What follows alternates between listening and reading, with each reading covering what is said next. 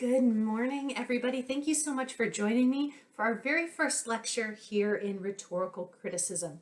I appreciate you coming into my dining room a little bit as I'm recording here, because this is one of those things that I think is actually a pretty great representation of what we do in rhetorical criticism. Now, I'm recording this during what must be at least the 5,000th month of the pandemic. No, really, it's really just in January of the pandemic.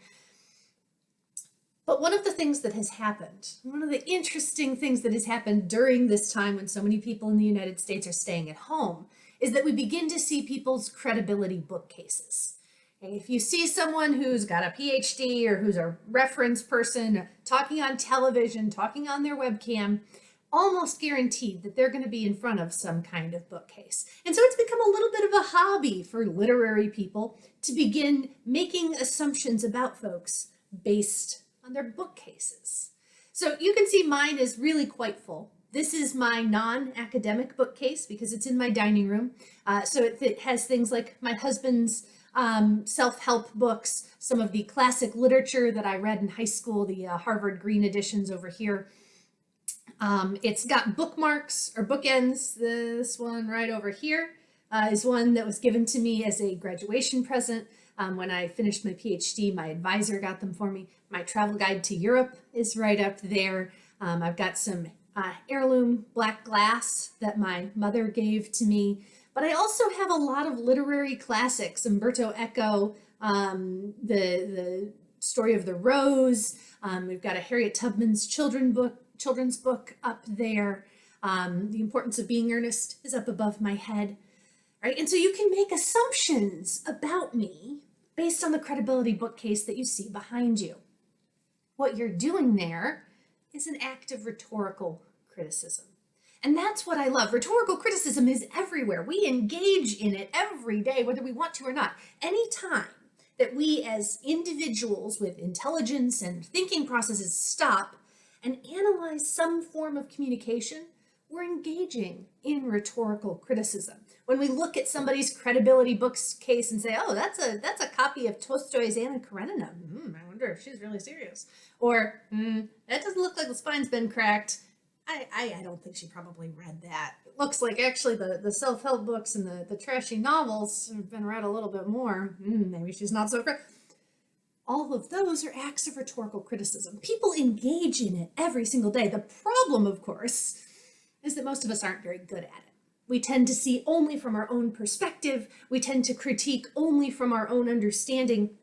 And we tend to miss a lot of nuance and depth and detail. Perhaps the very best example of this, and you can Google if you want to find it, but it's the reporter or the professional who was recording a news segment, and everybody gave her a lot of flack on Twitter because she had forgotten to iron the crease out of her credibility bookcase.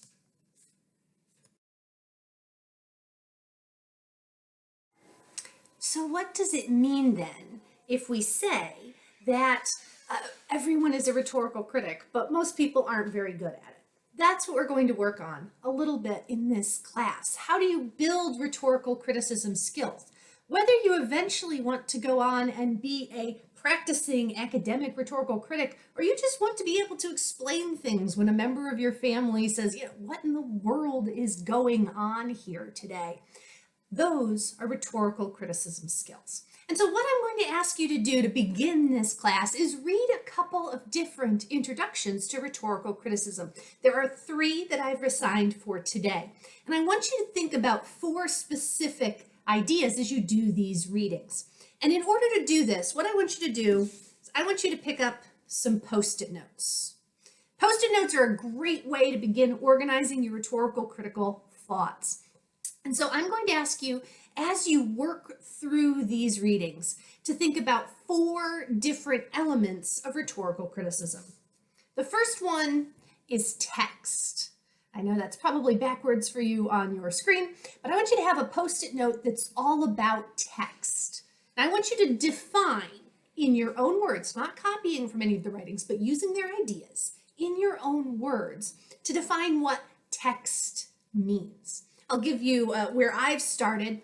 I'm defining text as a describable unit of communication. A describable unit of communication. It's a really big definition, but that's the post-it note I'm going to keep by my computer, keep on my desk for when I'm writing rhetorical criticism as a way to remind myself what kind of text I'm looking for. The next thing I want you to define is find another color post-it note and define rhetorical criticism. Write down how you define rhetorical criticism. Again, in your own words. Use the ideas from the readings for today, but use your own words to deal with them. I'm defining rhetorical criticism as a systematic analysis of texts and the work they do in the world. Systematic analysis of texts and the work they do in the world.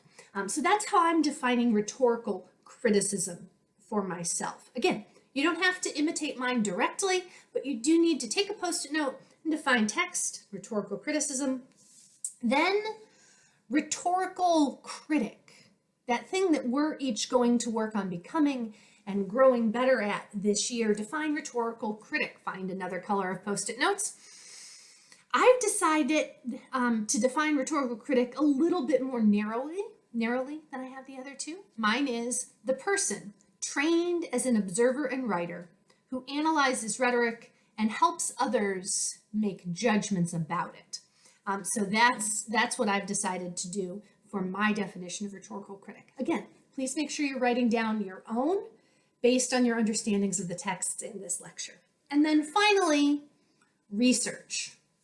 And you can think of this specifically as rhetorical research or research just in general for rhetorical critics. But I want you to define what rhetorical criticism research actually looks like for you based on your readings. I have defined it as the act of reading, writing, and sharing ideas by a critic to an audience. So it implies all the steps of the critical process: reading, right? And so you understand things, writing the criticism out, and then sharing it with an audience by a trained rhetorical critic. So please go ahead and find yourself 4 different colors of post-it notes. Write down your definitions for text, rhetorical criticism, rhetorical critic, and research.